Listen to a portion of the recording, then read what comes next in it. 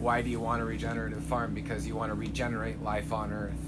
Because organic certifications are really just product based, and they're based off tests, which are really important, and everyone should know their products. And there's been plenty of talk here about testing products, and we've always encouraged that from the beginning. And the biggest investment that you can give to your future and to your children and to your grandchildren and even to, the last part of your life is healthy soil. It all starts in the soil.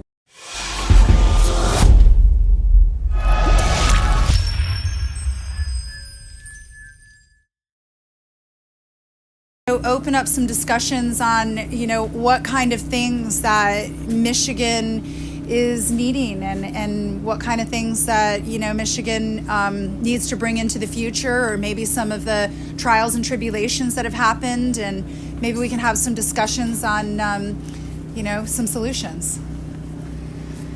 And also share the love of regenerative farming with us, with you.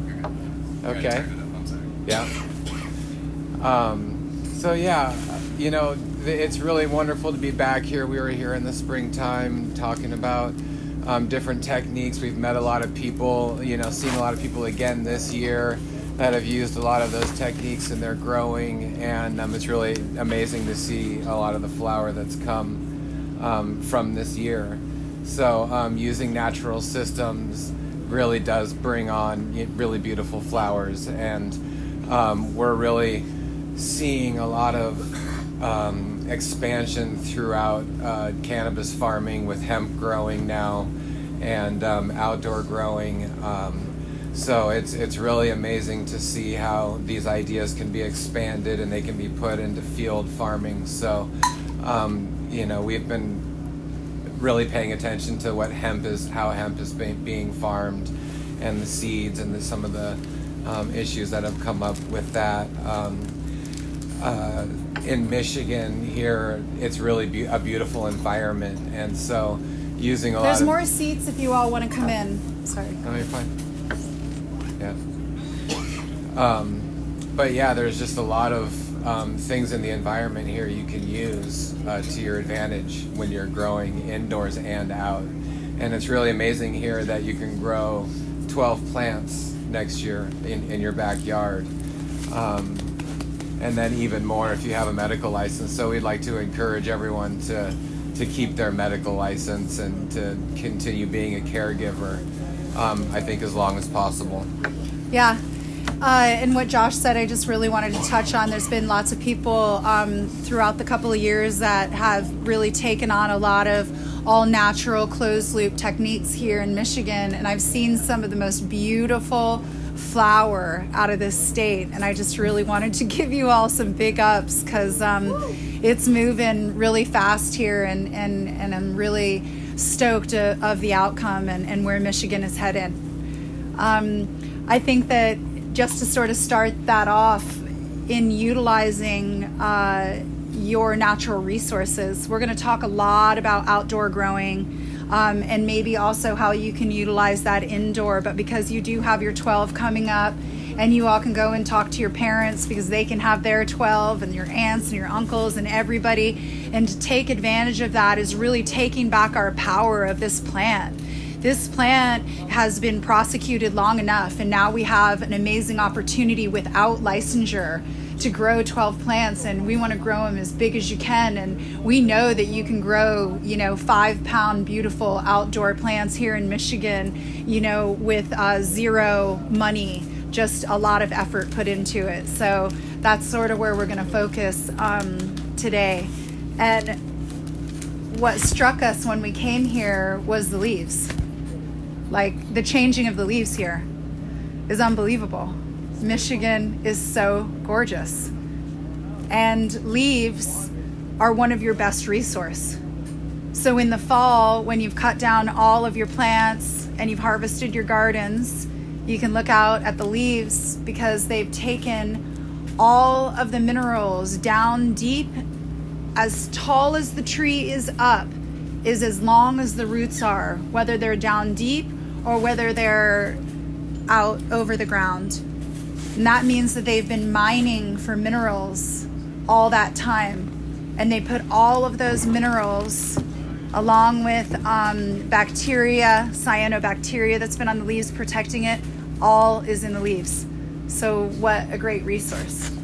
And also, there's a lot of talk about using wood and doing hugel culture, and we can talk about different techniques, and we're totally open to anyone asking any questions about at any anything time if we open it. But we've seen a lot of different hugel culture techniques, and in using wood and making compost, there's different types of chips that you would use for different things, and to be using small branches or brush is a better wood chip for giving nutrients to soil. So a lot of people talk about, whether you should use pine or fir or cedar in hugel culture or wood chips, and how much you can do that before you're taking away nitrogen from the soil, because ultimately you want to build more fungi in the soil. Using what's called ramial wood chips, or ramial wood, which is the short branches and the stuff, there's more cambium layer and more cellulose to the heartwood, and so it's really easy to break down, and it's really more like a weed.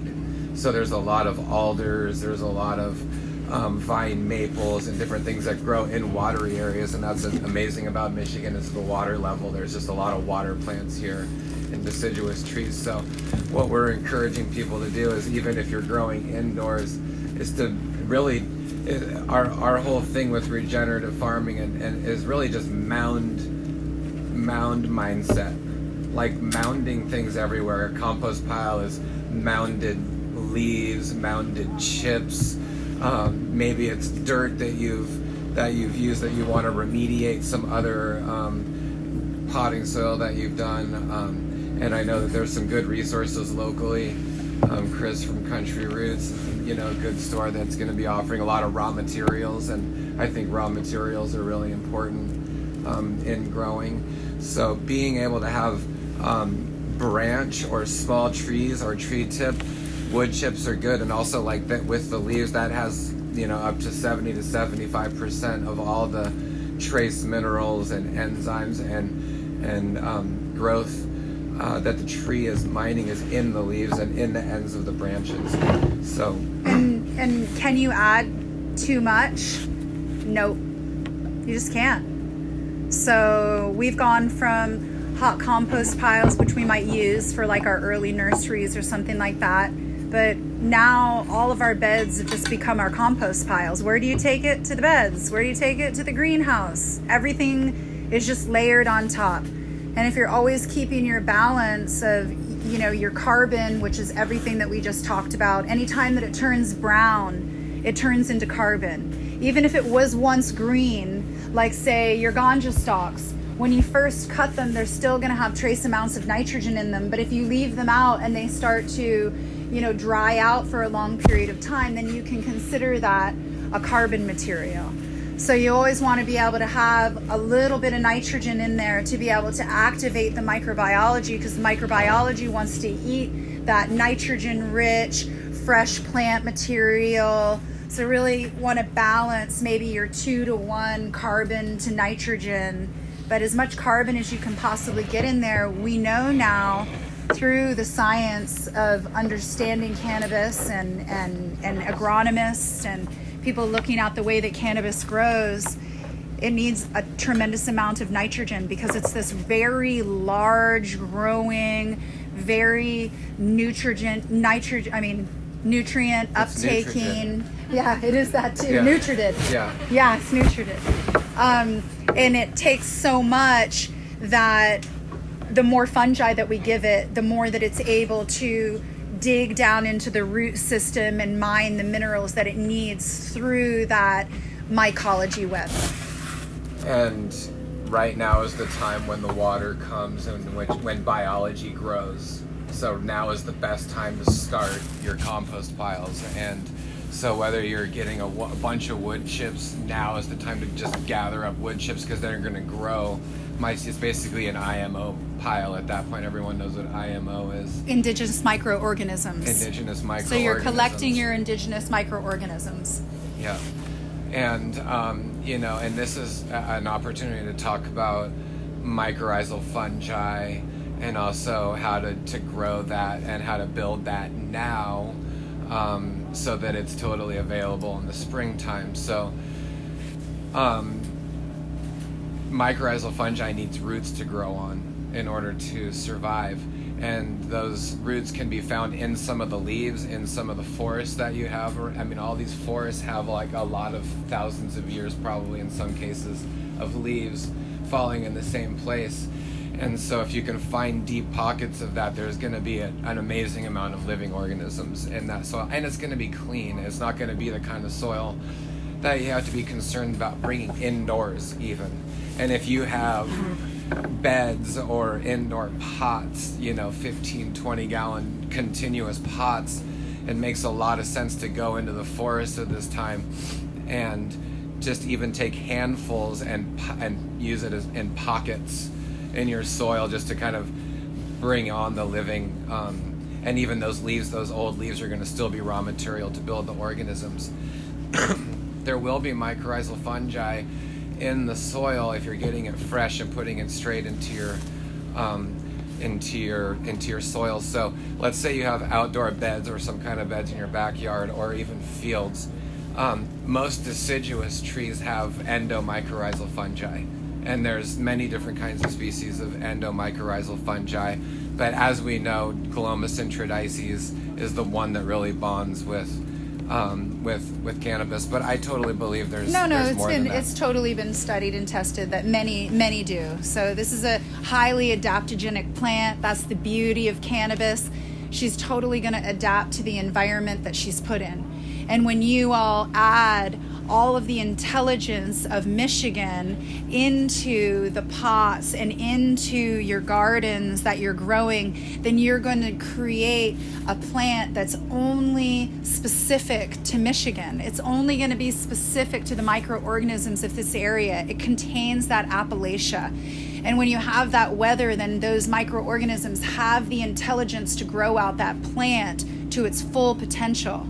I don't want to sidestep another thing. So your strains that are even clones from Northern California or something would taste different. They're going to taste like Michigan, which is really awesome because there's a lot of, incredible organisms in the air, I think, and as I said before, from the trees. Beautiful flavors here that we've been seeing and trying. So you've got an amazing microbiology here in the And the state. cool thing about fungi is they're like, it's kind of like cannabis. There's no rule. There's guidelines.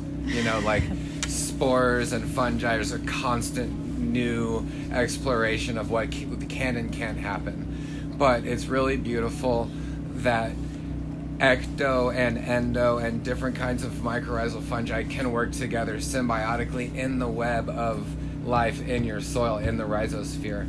So having a diverse polyculture garden near a forest, your plants do have the ability to communicate and to live off sugars and stuff that are coming from forests in the area. And growing a lot of different plants with your cannabis is key because you're going to have the balance of environment from pests and species. But I would like to get back to the fungi part. Mm-hmm. Right now you can have a bed and layer it in and plant like a cover crop of Sudanese sorghum grass. That's more for spring, so that would be a good one to do in the spring. But the fall crop varieties that you can be planting right now that are going to do really well in Michigan that you have to have in the ground before November 1st is winter rye, barley, sweet clover, oats, radish. Daikon is best to help break up the soil, hairy vetch, and winter peas. Daikon radish isn't gonna grow mycorrhizal fungi, but carrots you could even plant right now, and carrots do and radishes grow mycorrhizal fungi. But you can grow plants that keep that web going over the course of the winter, and then as spring comes in, it'll all be totally living and growing, and then having the wood chips and basically blanketing and lasagnaing everything in is and talk about the Sudanese sorghum grass. The Sudanese sorghum grass is just an incredible biomass plant, and you can also grow it in the summer. And if you cut it when it's 2 or 3 feet tall, then it really pushes the roots down.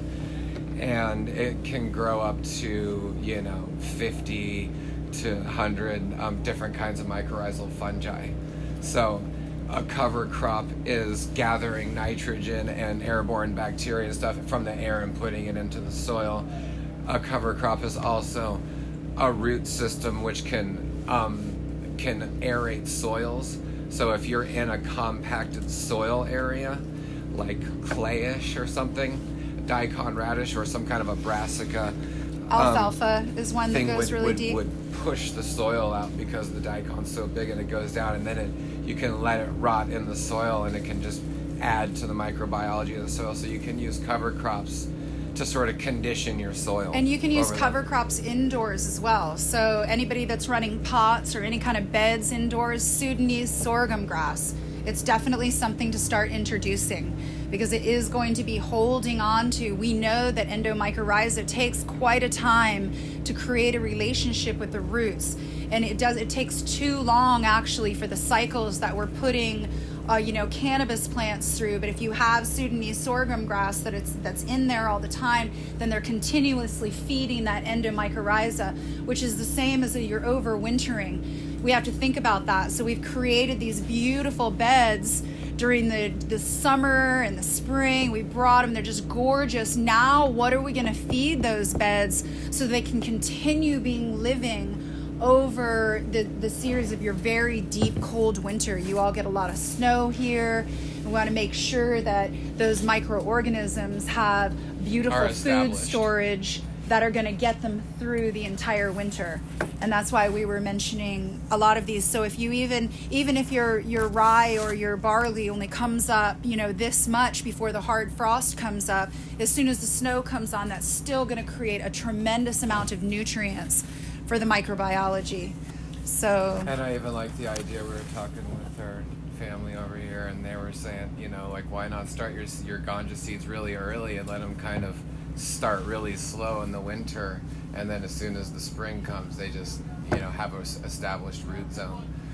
That also would play into the cover crop and the organisms that you've been building over the winter. So for your fall cover crops, giving space for growth is nice, because they're gonna really continue to grow until you're able to get in your early spring crop. So you want to give a lot of space, and then for your spring crop, you want to have heavy nitrogen rich. You want to plant them super close because you need them for weed control. If you've got your cover crop for your weed control, then you're not worried about any of your weeds. And you just want to plant them really, really close. So think about those cycles. By the time you do then your next cover crop, I'm moving forward pretty quickly, but maybe that's okay. We're talking about cover crops. When you move forward to your next one, which is at the end of summer or maybe towards the end of summer, you want to start thinking about carbon cover crops. If fungi eats carbon over the winter, I want to be growing my cover crops for carbon. Oat straw, it's awesome. Amazing cover crop because it grows really tall. Alfalfa, it's another one that is really awesome for long term. Another thing, especially for hemp farmers. I mean, I hope there's people here growing hemp, or someone I know there is, because I've talked to a bunch of people here that are growing hemp, and that's really important. And I really want to emphasize plastic mulch sucks. Plastic mulch in food production and USDA organic stuff is really bad for the earth. So whatever we can do, even if we're doing 20 acres or 30 acres, I would really love to encourage us as a community to empower each other to move beyond plastic mulch. Well, and we have this these amazing cover crops and all these techniques are things that you do, like to have a regenerative farm. Why do you want a regenerative farm? Because you want to regenerate life on Earth.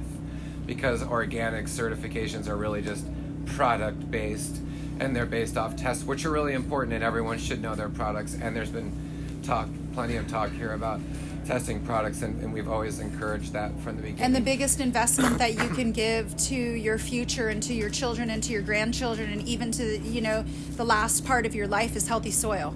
It all starts in the soil. We are not healthy people without healthy soil, and it's really obvious in our populations right now. We are sick. Every single person in this room knows somebody who has cancer who is direly ill right now. Every single person in here. The reason is because we've lost our microbiome. Biome is found in the soil. Everything relates to our own gut. So the more that we're killing the microbiology in our soil, the more that we're killing our microbiome in ourselves. So if we can even create small gardens that have these beautiful microorganisms, not only are we creating a beautiful stopping point for the butterflies, for the bees, for the microorganisms to thrive, but we're working in that soil, we're re-inoculating our body with highly intelligent life forms that are going to help us make better decisions later on in life. So why are we doing this? Sure, cannabis can be the catalyst, but we're doing this for our health and for our well-being and really for the betterment of humanity on Earth. And cannabis is totally magical and amazing, and I like to call it fractal medicine because it's just a fractal of possible. Anything's possible. You just put a seed in the ground, and my goodness, it's really just testing that's limiting us because we don't know, 90 of the other cannabinoids that are there or what they do. And I have this silly theory that maybe governments know and have known forever because people are like, oh, I don't have any testing. Really? It's one of the most tested plants in history. Of course you have testing. There's lots of it, and there's probably some magical cannabinoid at number 87 cannabinoid that keeps all these political people alive forever because they're never sick. What's happening? Right. So why not grow for the cannabinoids that we don't even know about yet? Yeah.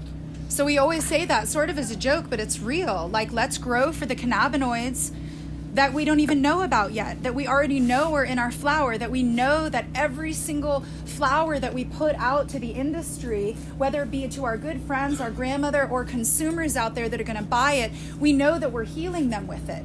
Because we know that one puff is going to change their day. And if we can change their day, then it's really the cannabis having its say to lead us to a better future. And it's frustrating for a lot of us here because our endocannabinoid systems are fulfilled and a lot of our minds work properly, and a lot of government employees and stuff don't. They don't have that. They don't have the ability to adjust and make laws that make sense. So we have to fumble across all these laws. And anyway, we have people in our collective that we work with that are talking about remediating nuclear zones with hemp and just starting projects where they grow hemp and till it into the ground. That could be an amazing pilot project for people to take hemp and just say, okay, well, this is a consciousness opening. This isn't just we grow ganja. Now all of a sudden, microdosing and coming up, and this is something that we know from the tests in China just recently. Within the past 6 years, they were taking areas that were really horribly contaminated. Within 5 cycles of hemp growing, the land is totally clear now, just from lopping and dropping. So the powers of this plant are absolutely infinite. And like Josh said, we have the ability, everybody here in this room is ingesting it. So we have this ability to sort of set our tone for that higher energy and higher knowledge. And you could feel it in the room. You all know what I'm talking about. When you're around other people that are in the cannabis industry, you're immediately connected. You don't have to go through all of the bullshit. So here you all are, you're the medicine makers. We know that it can be done in a way that can help save the earth, and regenerative agriculture is the way. Hemp now is getting young people interested in farming. When have young people been interested in farming? Now all these young people are like, yeah, I want to be a hemp farmer. That's the best news that we have for our future. And if they want to be a hemp farmer, we need to help guide them in a way towards regenerative agriculture so that big ag and big pharma have an alternative. Right now, they don't have much of an alternative. And lining, our hemp fields right now with just plastic and calling it plastic culture. Yeah, plastic culture of anaerobic compounds that are going to kill your soil and harm, our environment. And it's not better, it's worse. and you can get septoria and different kinds of root funguses from the plastic. In plastic culture, like when food and stuff like strawberries and different kinds of foods, it's a way of like heating up the soil and getting food earlier. But if you're working in a field or any large scale, you can get what's like known as a excuse me, a straw blower. If anyone's heard of it, it's like you can put a whole entire bale, and it's like on a trailer, and it's like a bazooka of like hay, and you could put anything in it. You could put obviously alfalfa, timothy, any kind of hay you want. Thistle, weeds. You could go through and get manure, which is stinking somewhere on some farm. There's probably too much manure somewhere, and it smells bad because our systems have been broken. We don't have an agriculture anymore. We have like a monoculture, and so no culture, so just a mono. we need to use that manure in a natural world. We would have that manure going back into the soil, and that's how we would be building organic matter, and that's how we wouldn't be losing topsoil, and then we wouldn't be reliant on fertilizers, which are everything that we're against. So in having a manure spreader, you can get manure and get piles, or you can put it in a tractor and it spreads manure through the fields, and then spray a bazooka sprayer, and then grow a cover crop in that for the winter right now. So you grow your cover crop all winter.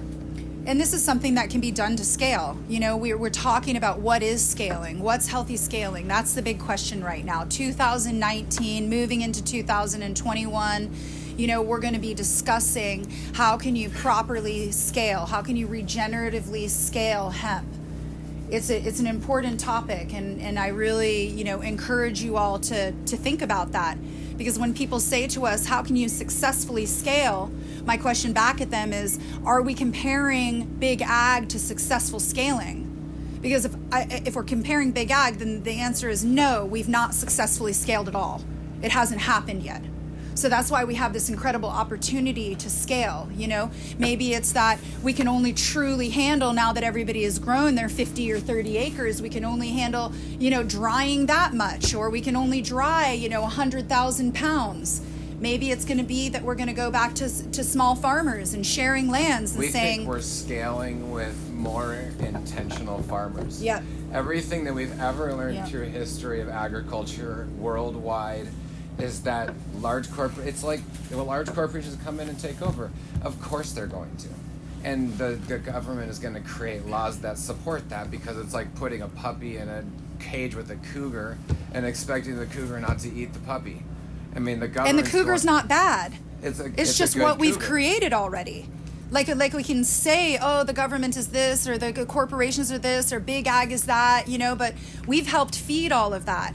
And we feel like the only way out now is hemp. It is cannabis. It is us being able to sort of start this revolution with the biggest, most productive, brand new agricultural crop ever in history. We've never seen it like this. It's an amazing opportunity. And it can be done regeneratively to scale through cover cropping. And interplanting when you get there. I would also like to say that as this hemp revolution happens, like, really consider making a product out of it. Like, it's cool to grow a shitload of hemp, but it sucks not to be able to get valued for that if there's too much of it. But the price of a product doesn't really reflect that price drop. So if you're making products and the actual biomass or whatever you're getting is at a low price, you're doing really well. And it's better for the masses, it's better for the local people, for everyone to be making medicine everywhere. And it's better for the environment, because you can handle 30 acres better than you can handle 500. And you're going to be able to make more money off of your 30 acres having your end product than you are off of your 500 baling it up and selling it over to wherever in the world. I think it's been proven that like a family could grow an acre or two for their own product and make more money than if they were growing 100 acres. Yeah. Because at 100 acres, you're doing, you know, you're getting product a certain way. You have a certain amount of all this product, all this machinery and everything that goes into doing it. So it's a consideration. You know, I think another thing that we've learned right now is there is no rush. We're not missing anything. You know, this big company's coming in and going to make our day by buying our company, or we have to join them to do distributorship, or we're going to miss the boat, or we're, you know, these 100-acre farms are going to come in and put us all out of business. It's not true. The 100-acre farms they're not putting us out of business. I think that we may have to be more crafty in the way that we talk about our product, who we join together with. We're all really amazing, intentional farmers. Callie and I are always willing to put, you know, our best foot forward to empower everyone, but I think we can all, you know, really make a big difference. Well, and now we have this wonderful opportunity of, you know, the plant coming out of prohibition, and we've all been, you know, underground and sort of not sharing, and now we have, again, another wonderful opportunity, I keep saying that, to share and to have community, you know, talks and gather together and share big cover crops. You know, I wanted to get back to cover crops because I just think it's so important. Sure, manure, sometimes you can find it. You don't know what they're feeding their cows. You know, it's still entering into big ag. Where are you getting your inputs? Again, I'm going to say it again. Where are you getting your inputs? OMRI certified, not good enough. It just is a registry. It means that it is registered for organic use. It is not saying that it's organic. So the more that we can provide our own nutrients on our own farms, whether it be our 30-acre hemp farms or our small plots, the better. We can be bringing in nutrients by bringing in seeds, and you can share seeds. There's all these beautiful different types of cover crops that you can grow. And one thing I wanted to mention is now we're faced with, and I don't know, I have heard in Michigan that you all are having the Hemp Aphid. Is it here? Oh, it's here. Okay, so Hemp Aphid, it 2 years ago in Switzerland, the weight of the hemp aphid was more than the flower of the finished product. This is coming. Monocropping, monoculturing is going to kill your farm. It isn't just like, oh, this is a hippy dippy great idea to be regenerative. Now we know that regenerative is saving farms. Farms that are untouched by these horrible pathogens are ones that are bringing polyculture into their gardens. When you're cover cropping, you want to think about, is that going to grow a flower? And then what kind of flower is that going to draw? Because the more pollinators and the more predators that you have on your farm is measuring the success of your farm. It is going to tell you what your yield is going to be in the end. Oh man, I counted 60 species in my garden. I know I'm going to have a good year. Because there's so many pathogens right now. And we know that people who are heavily intercropping within their hemp and within their cannabis, and even all around, even if you just have a food and a vegetable garden, plant pollinators, give these species a place to land that they can, you know, help bring health and well-being. And build bird houses. You know, Yeah. of course, Caterpillars, are, you know, they eat big caterpillars, and even bat houses. I know that bats have a really bad fungus in North America right now, and they're dying pretty bad. And I think that we could support them because they support us by eating bugs, and they also have poop, which is nice. We want little pooping things around. And so, yeah, I mean, just building habitat is basically what we're saying. And it really does. It takes your ability, your attention that you have to put towards that away, and it lets, you know, nature go along. And I think just because it's taped right now, and because we're going to be able to listen to this later, and not everybody has like note papers down, and we didn't do a projector, I did want to list off some of the cover crops that are really good for your northern areas, so that you guys can go back and listen to it. So I had mentioned the winter crops, and then in spring we talked about planting them really close together, and that would be your crimson clover, field peas, fava beans, oats, sweet clover, hairy vetch, and again those radishes and your daikon. Plant close, and then you know, once you start putting in your cannabis plants or your hemp plants, you guys can hand pull, or you could. What's happening right now is the folding down method with really big ag. So I can talk about no-till on a larger scale, because it's hard to do it in a field, you know what I mean? Because if you have a giant cover crop like 4 or 5 feet in the springtime, you could get like a potato mounder or some kind of mounding thing, so you can kind of make like Hugel style like carbon beds in the field, and then you can get all that bioactivity growing. And what were we talking about? I'm talking about the crimper. Yeah. Oh, and the anyway, crimper. and so there's this big roller crimper that's used to push that material down, and it breaks it at the bottom, and so that material just kind of falls down and basically is the lop and drop type thing. And you can look up like no-till machinery agriculture companies, and there's some making some cool things. Another thing they'll do You is could like also rip disc into it the in. ground, rip into the ground and plant a ganja like every 3 feet or 4 feet just by ripping into the ground. And those are really good techniques that people are using on a large scale. Yeah, and on small scale, you can just come through and you can hand pull them all and just lop and drop. Or you could be disking it in. We don't think that like tilling is such a great idea. Tilling really pulls all the microorganisms up to the top, but if you're using a disc, it's just going to slice in that cover crop really nicely, and then you're ready for your more longer term summer cover crop. And remember, your summer cover crop, you want to be thinking about those pollinators and things that are going to pollinate and then seed. So not only are pollinators small insects, but the small birds that are going to eat the seeds, which eat the caterpillars, because people in the hemp industry and cannabis industry are having a horrible time with these borer caterpillars. So these ones I'm going to list off: buckwheat, and they're all going to grow beautiful flowers that are going to create this environment. Sunhemp, sunflowers, partridge pea, lupines, all of the different clovers at this time, flax, safflower, the Queen Anne's lace, which is the Phallacea family, which is our hemlock, the cow parsnip, the carrots, the wild carrots. And the reason for those is that they have the teeny tiny little flowers, and parasitic wasps love those tiny little flowers. And parasitic wasps eat like 3 times yarrow. Parasitic wasps will eat like 3 times their body weight in aphids. We want them around. Alyssum, bishop's weed, hairy vetch, German chamomile, quinoa, and amaranth. And remember, spacing a little bit wider apart so they have a longer growing time to be able to turn into flowers and then reseed your field. Which is basically pound per acre, and we just really recommend a diverse cover crop. So just get as many different species as possible. I don't know if people know what Sunhemp is, but it's not a hemp variety. It's a legume, and it grows like a really amazing stalk, and it can get really tall, and it can be grown.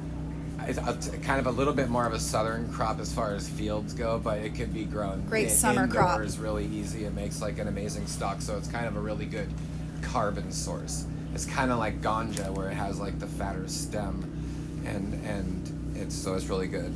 And in your aisles, even if it's your small garden of your 12 or your big hemp gardens, you want to be able to have grasses that are going to be continuously feeding those beds. There's these wonderful different varietals that you can plant in your aisles that roots are just going to keep going down further, that are going to be creating that endomycorrhizal web that the plants can attach to. So those ones that are great, again, Sudanese sorghum. The more that you mow it or the more that you machete it down, the deeper the roots go. Alfalfa, oats, clover, comfrey, nettles, and our best friend dandelion. Let those dandelions, they're the first food that the pollinators get. And you all know what I'm talking about. Even when the grass is still sort of dead in the winter, the dandelions will come up first. So the more that we can propagate our dandelions, the more that we're going to be able to help our pollinators along the way into the summer. And dandelion roots are really good as well for human health. So pulling them out and chopping them up and drying them out is really good for you. Yeah. Thank you all for coming. Well, we're in a drying shack for next year because it wasn't big enough this year. Yeah. You all know. Yeah. So building time.